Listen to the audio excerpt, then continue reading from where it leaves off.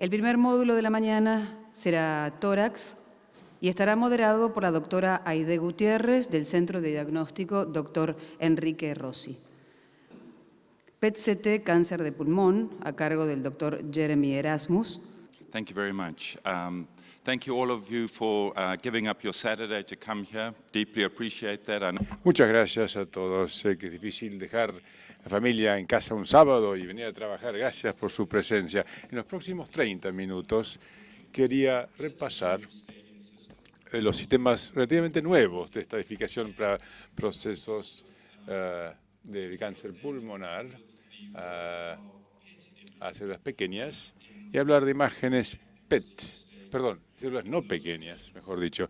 Y quería hablar de patología potencialmente resecable.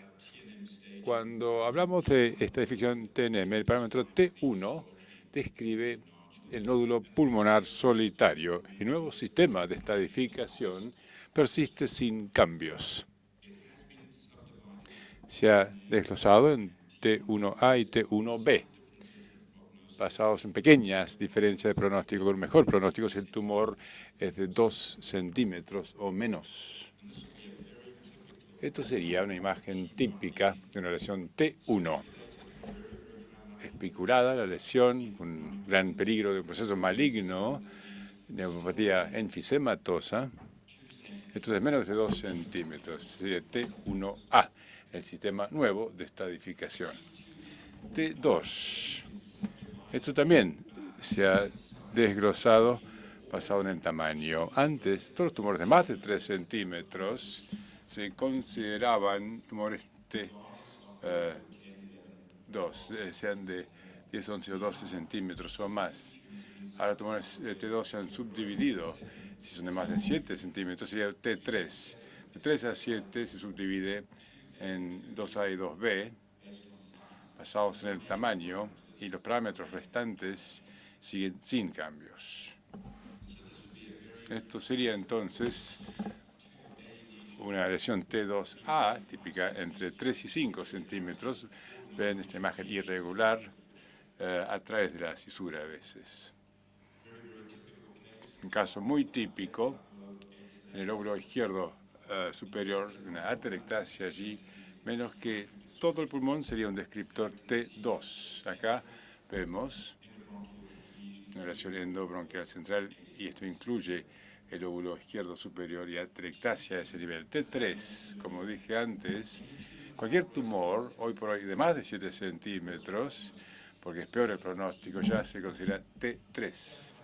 Lóbulo satélite, en el lóbulo con el tumor primario, se han redesignado T3. Los parámetros restantes son atelectasia, concentración de todo el pulmón, invasión en la pared y lesiones cerca de la carina siguen sin modificaciones. Acá tenemos un tumor voluminoso de más de 7 centímetros. Esto era T2. Hoy por hoy es T3.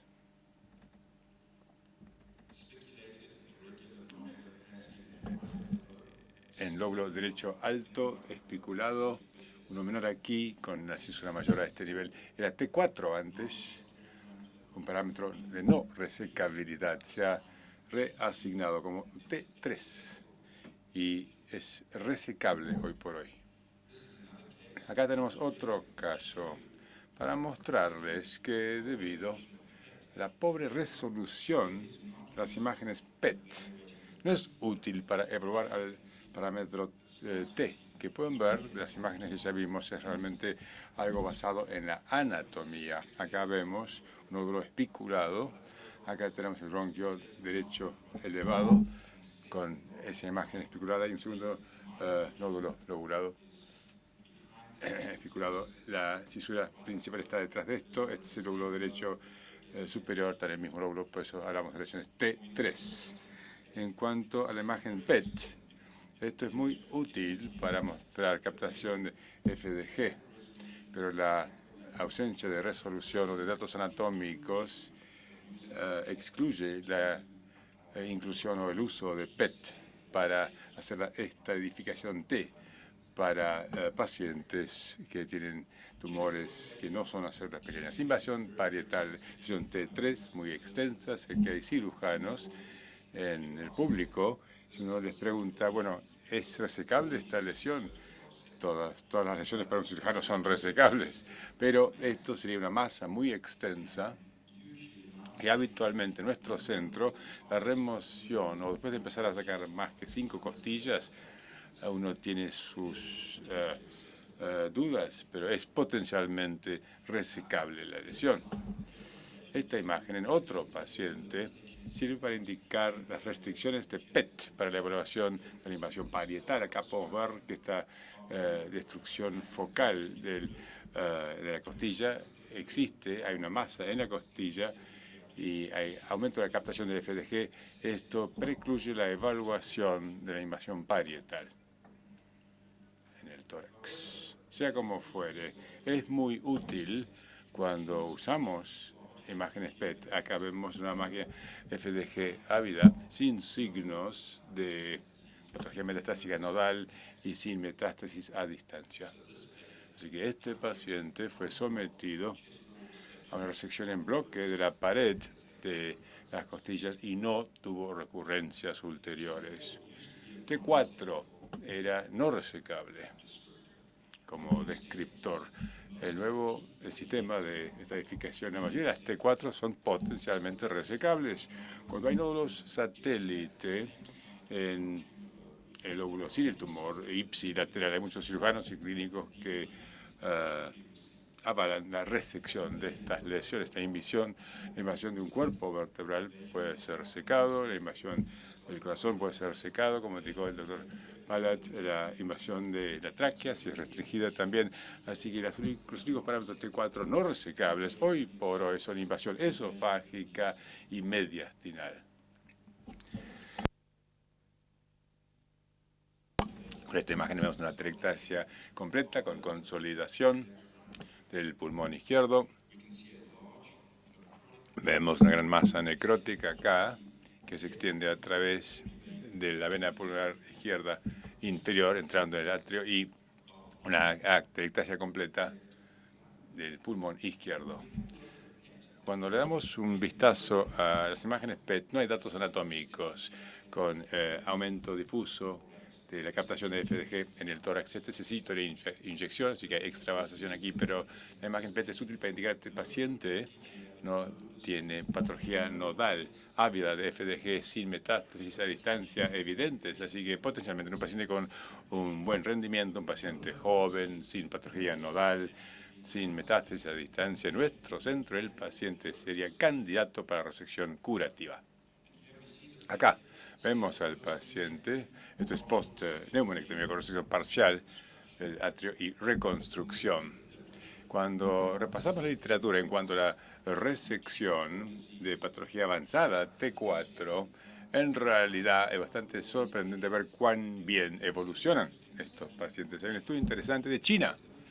Evaluaron a 105 pacientes con patología T4, con N0 hasta N2 y sin metástasis a distancia, con tumor en la aurícula izquierda en 25, vena cava superior en 23 y el pulmón en 57. La lesión completa fue posible en las 3/4 partes de esta población. Y la sobrevida 5 años ante resecciones completas sería un 50%, muy favorable para T4, invadiendo al corazón. Lo que fue muy importante fue la situación de la pauta N, de haber ganglios negativos, 62% sobrevivieron 5 años, fantástico como resultado, si únicamente hubo patología locorregional agresiva. Parámetro T4, nuevamente con invasión del cuerpo vertebral, esta lesión aquí con marcada destrucción del cuerpo vertebral, esto ya no es resecable, es imposible lograr un margen limpio acá. Y la médula es un factor que nos restringe en cuanto a la dosis actínica o la operación en sí. Pero les quiero enseñar que los parámetros T no son precisos. Esto es T4, con clara destrucción del cuerpo vertebral. Esto es una lesión T4 con destrucción restringida. El mismo descriptor pero con patología muy distinta. Esta es una invasión restringida. Si es menos del 50% del cuerpo vertebral, como regla práctica, ya es resecable. Este paciente fue sometido a resección contigua de 3 cuerpos vertebrales con reconstrucción y no hubo recurrencia local ya 2 años después de esta resección.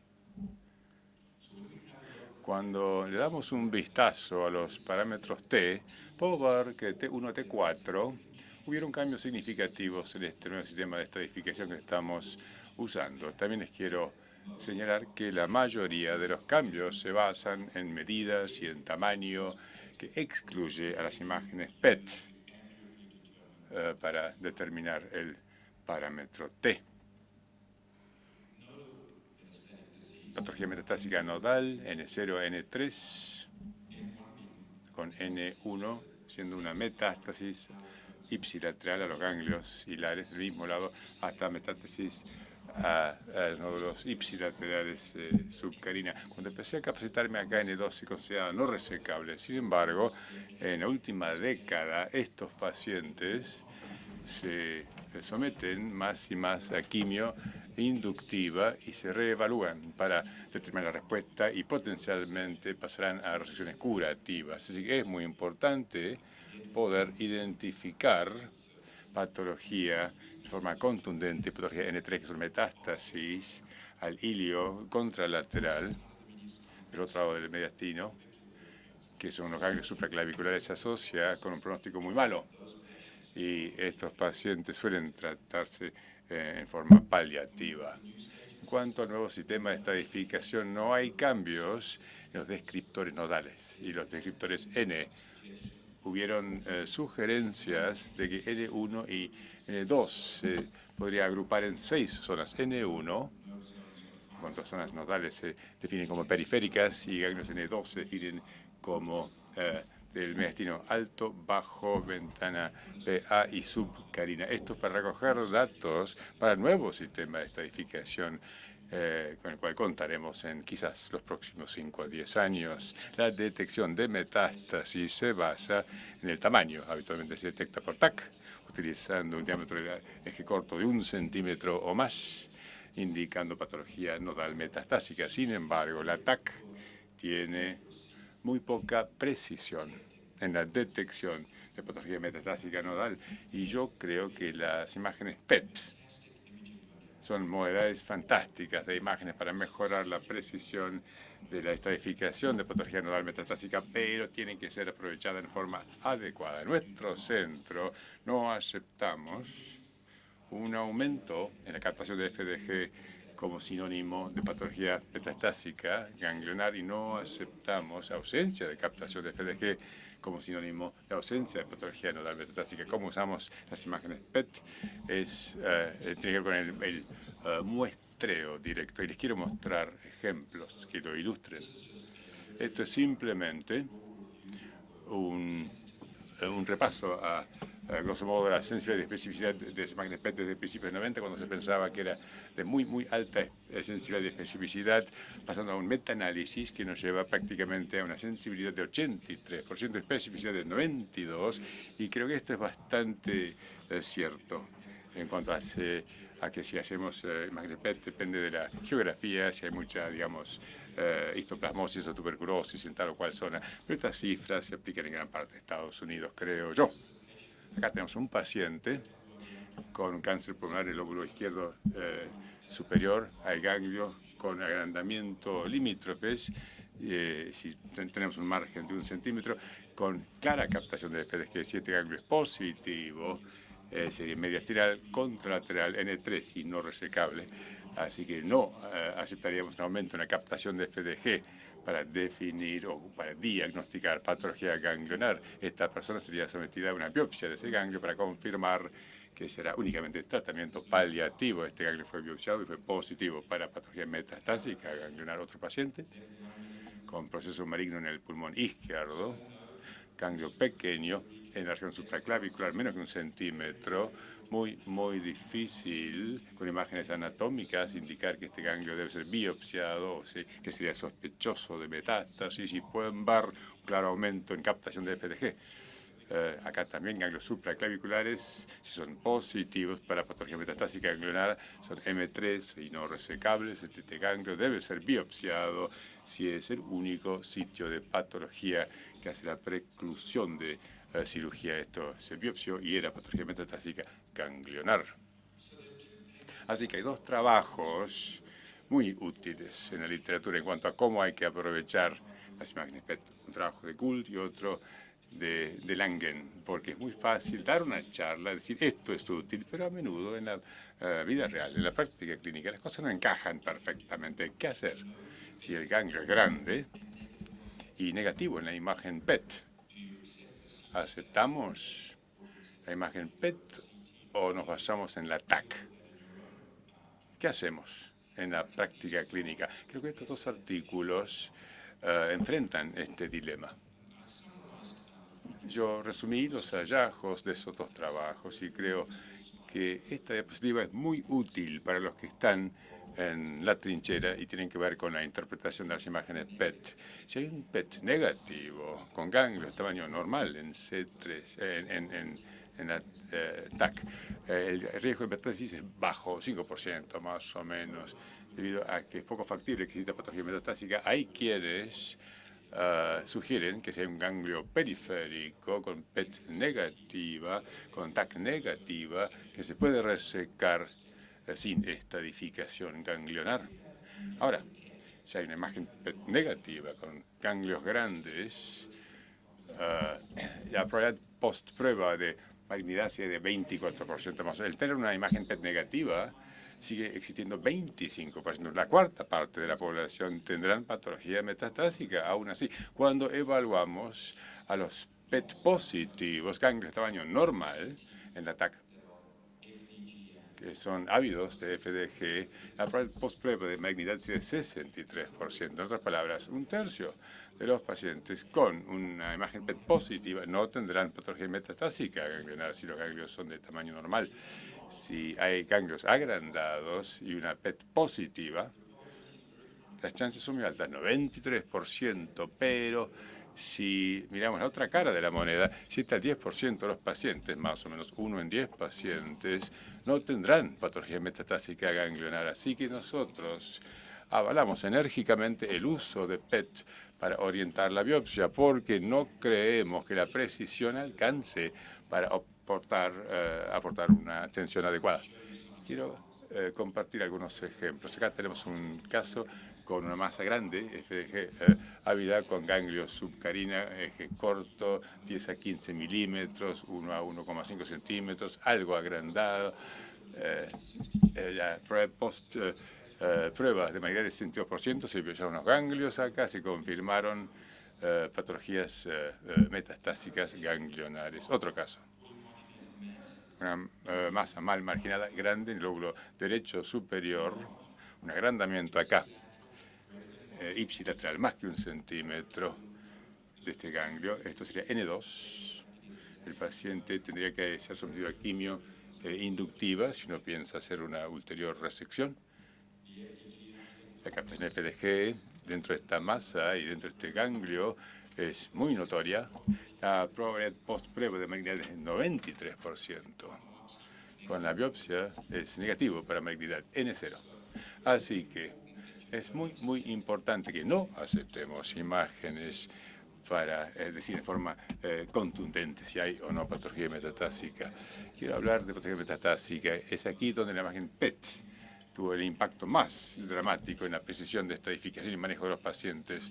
Es fantástica como modalidad para elegir patología metastásica inesperada.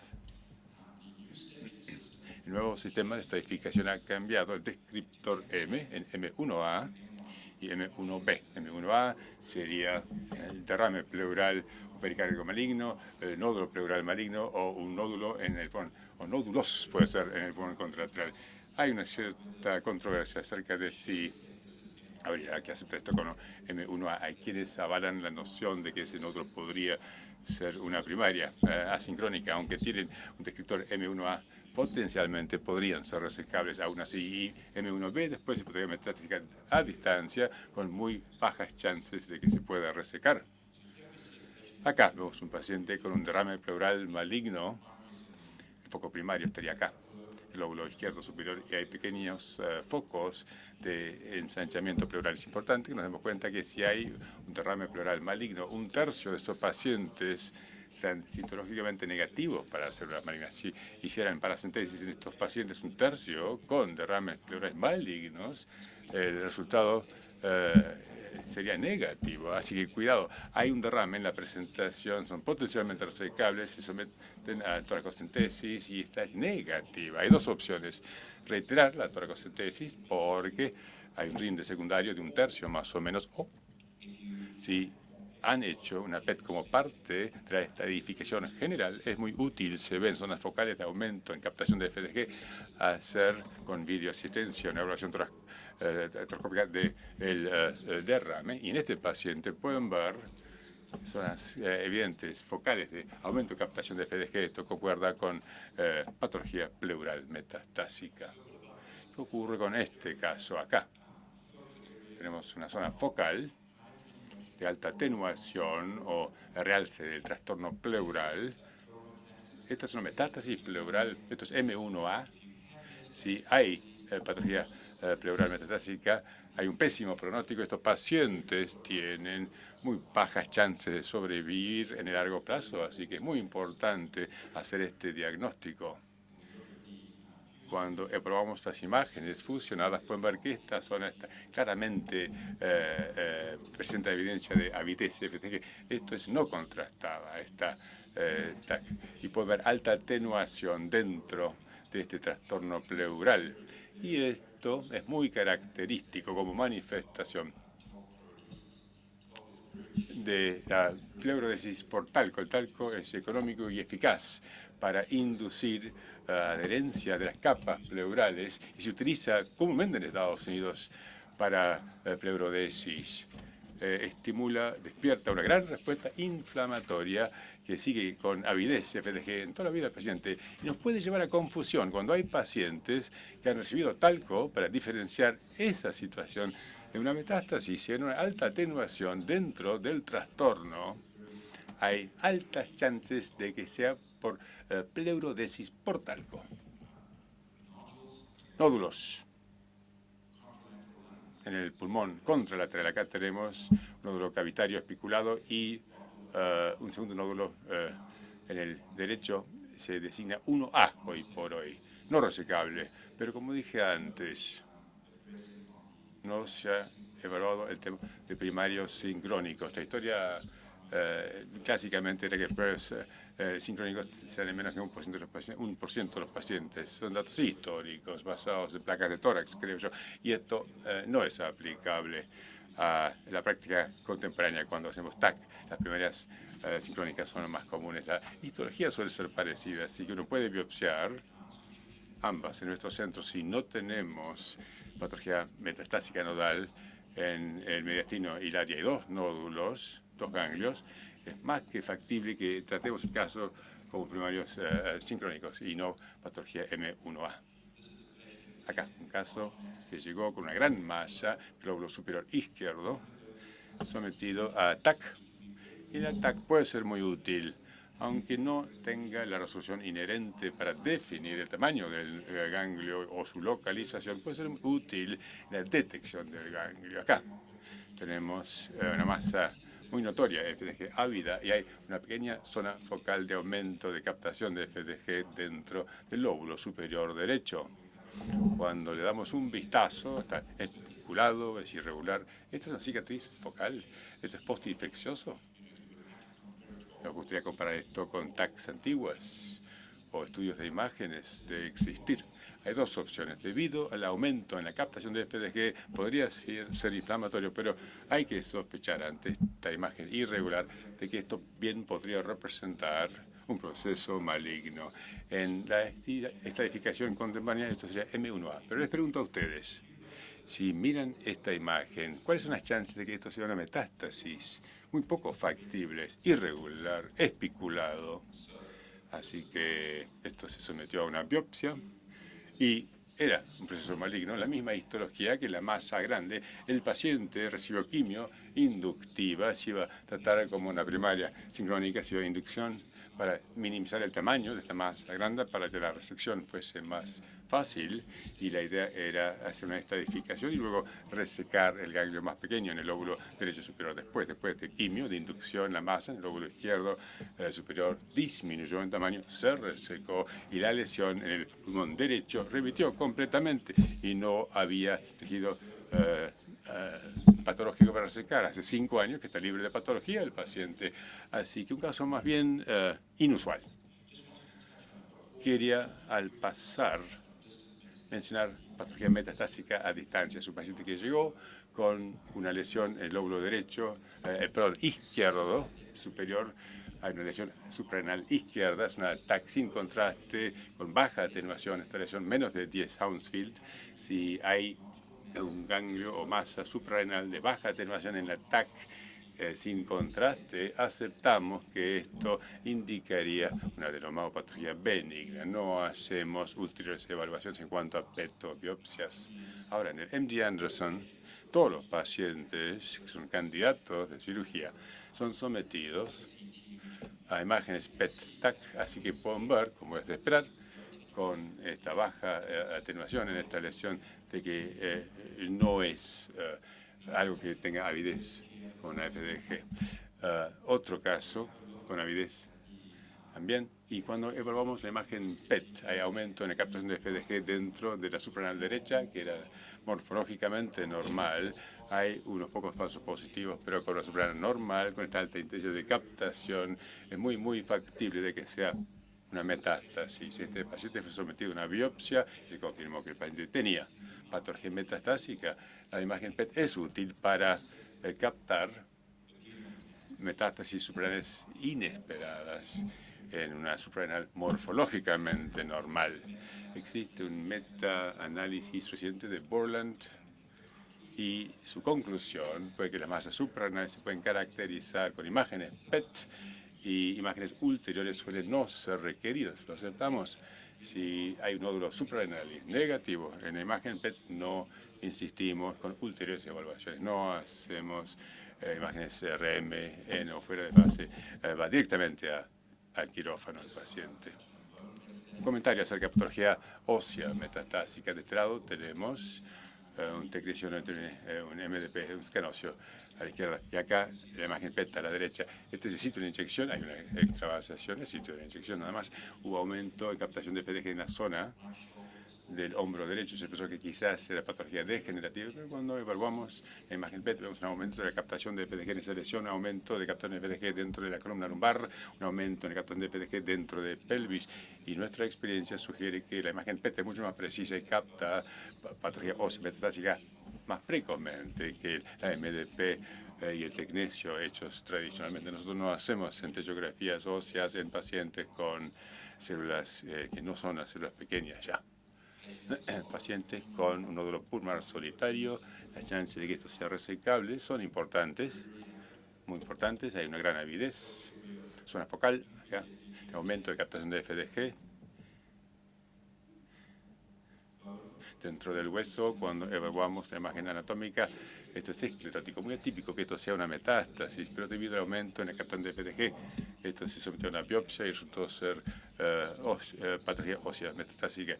El captar estos casos ocultos han cambiado las cosas en la estadificación, creo yo. Otro paciente, una gran masa, pero potencialmente resecable porque no hay patología metastásica ganglionar. Cuando vemos a todo el hueso en la imagen corporal, vemos zonas de aumento de captación de FDG en la pelvis también. Acá así que una zona solitaria de aumento de captación de FDG localizada en pelvis, lesión lítica. La biopsia mostró que era patología ósea metastásica. Y para terminar, un par de comentarios sobre 2 estudios. El ensayo PLUS, que mostró la utilidad de hacer imágenes PET en pacientes con cáncer de pulmón, con 188 pacientes randomizados en 2 grupos, los que fueron sometidos a PET y los que fueron sometidos a imágenes convencionales. Y vieron qué ocurrió con ambos brazos. Si hay un estudio de imágenes convencionales, una conclusión bastante importante: los pacientes no son sometidos a cirugía por la detección de metástasis Y cuando agregamos la imagen PET, más pacientes son excluidos del quirófano. Si lo escudriñamos más en el grupo convencional, la mitad de los pacientes que fueron a la resección quirúrgica tuvieron recurrencias al año o murieron dentro del año, y se consideró que sufrieron cirugía sin encarnizamiento, es decir, no tendrían que haber sido operados. El grupo convencional más PET, pueden ver que la cirugía con encarnizamiento bajó notablemente, y los autores concluyeron en este trabajo, que es también la conclusión de un estudio americano, que si creamos imágenes PET, el protocolo convencional en pacientes con cáncer de pulmón, hacemos una exclusión de cirugía en 1 de 5 pacientes. Así que bastante dramático el impacto de la imagen PET en esto de la estadificación de pacientes con cáncer de pulmón. Muchas gracias por su atención.